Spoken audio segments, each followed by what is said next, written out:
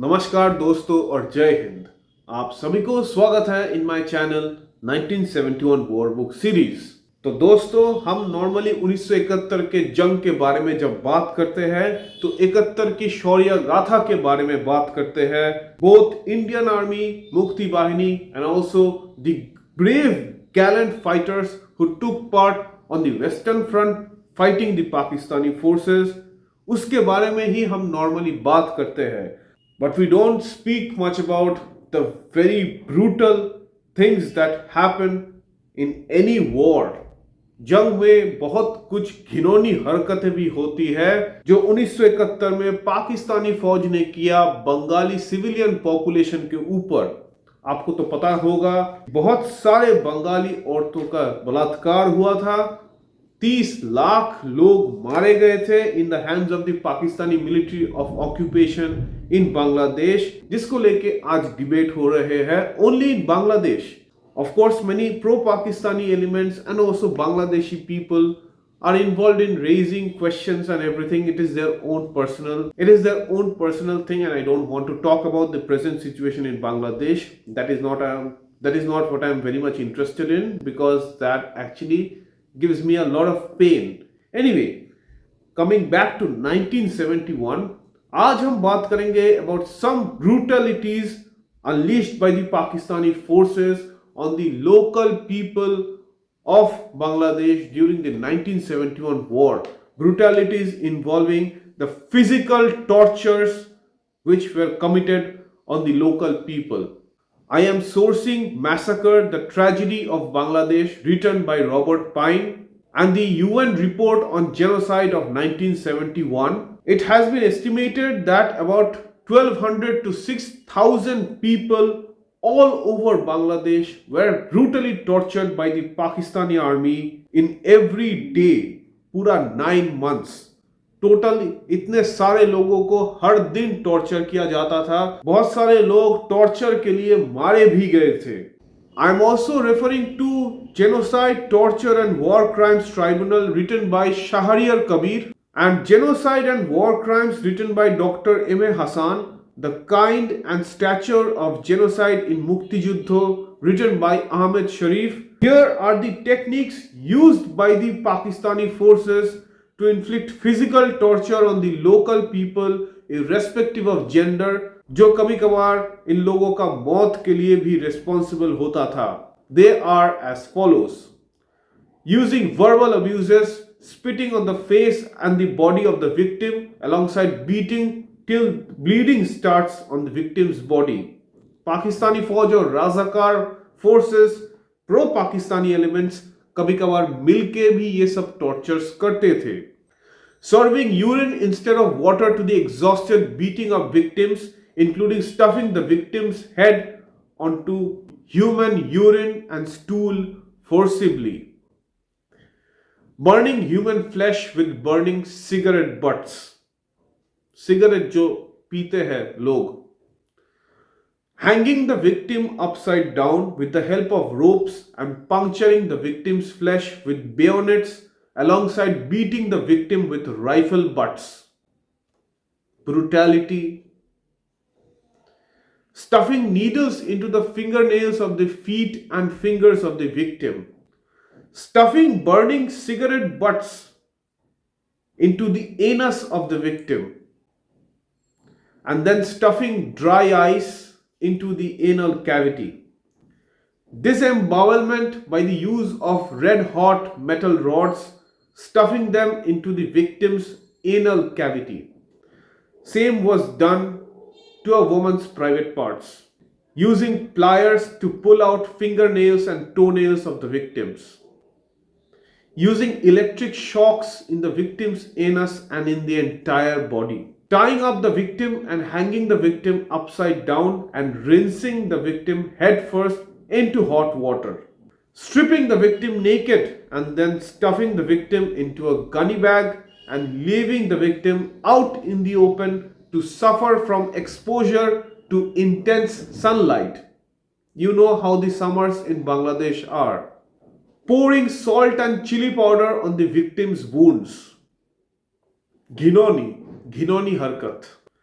placing a naked victim on slabs of dry ice, placing bright lights in front of the victim's eyes, and then keeping a bright light on in a torture cell to prevent the victim from falling asleep, tying up a victim to the back of a jeep and dragging the victim through the entire town or village, tying up hand grenades to victims, pulling their pins off and asking them to run and watching them blow off.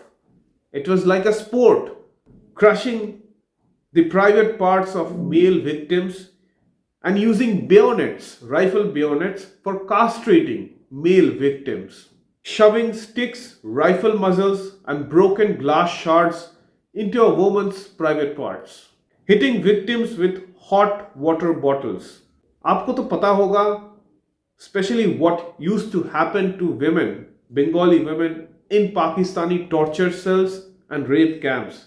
I'm not mentioning much about them. एक incident हुआ था eight Nilphamari duck bungalow, जहां पे victims को, captives, civilians, ordinary people, they were put inside the jute belling pressure machine and their bones were broken. Using date tree thorn filled branches and throwing victims onto these branches, after which the victims suffered from puncture wounds. Placing naked victims on hot pitches of recently constructed roads, tying the head of a victim to another victim's leg and throwing both of them into a pond or a water body, causing death to both of them, covering cuts on a victim's body with mud, stool and urine to enhance infections, cutting off limbs of victims but stopping their bleeding and keeping them alive inside torture cells. आप सोचिए, when these people must have been rescued, what kind of a life they must have led in liberated Bangladesh. Just imagine. It was far worse, being death for sure. Throwing bricks and concrete over victims, burying victims up to their necks in the mud, forcefully pregnant women का बलात्कार करना and hitting pregnant women in their bellies, जिसके लिए उनके unborn child मारे जाते थे, covering victims with red ants that secrete formic acid with every bite, tying up victims to the railings of building windows for display to the public. This torture was mostly done with women. You can imagine, of course. Tying victims to the back of a boat or a trawler or speedboat and dragging the person through the water up to the destination, up to somewhere maybe into the river. Most victims would drown. Keeping a huge number of victims locked up in a congested small room, which not only left people to not even stand properly, but also resulted in breathing problems due to the congestion. Locking up victims just to grab land, property and gold from the family members of the victims. Often these people were not even connected with the Mukti Bahini or the independence struggle. Neither did they help such movements inside Pakistani army occupied towns or villages. Yet this used to happen. Mostly Razakar log या pro-Pakistani elements जो भी थे, peace committee members, they used to actually do these revenge attacks and revenge abductions. Maybe some problem हुआ था उनके साथ in the past, just to take revenge. Often these kind of activities used to happen, for which many people ended up in torture cells of the Pakistani armed forces or in the torture cells of the Razakars. ये सब looting में हिस्सा लिए थे, mainly these kind of pro-Pakistani elements, Bengali people, and also people from the Muslim Bihari community who had migrated from India to East Pakistan, Bangladesh in the 1947 partition times. This specific community supported the Pakistani army atrocities all the time, and a lot of them still live in Mirpur, Dhaka, pouring hot water into drums and then shoving the victim's head into the water. Many underage girls who never had any sexual experience, उन लोगों का gang rape होता था. for months in a torture cell. बाद में many of these underage girls would lose their sanity. This happened a lot when the Mukti Bahini or Indian Armed Forces later on rescued many such underage girls from these rape camps, and they mostly lost their sanity and many of them tried to kill themselves. Mostly they had their own hairs. They used to wrap their hair around their necks and of course strangle themselves to their own deaths. Forcing loved ones and family members to watch as victims were either beheaded or chopped into pieces. Cutting off limbs in front of other victims or in front of the local people in some marketplace for public display of terror. ऐसा घटना हुआ था somewhere in the Sylhet sector, Sylhet district, I would say. This freedom fighter leader, he was the leader of the Das Party Mukti Bahini group. I'm not remembering his name. Yeah, I got it. His name is Mr. Jagat Jyoti Das. He also received the Bir Bikram Gallantry Award posthumously by the Bangladesh government after the war ended. This man, he was fighting Pakistani forces and Razakars, and eventually he was killed in action. His body was taken to a local market area and his body was struck to an electric pole.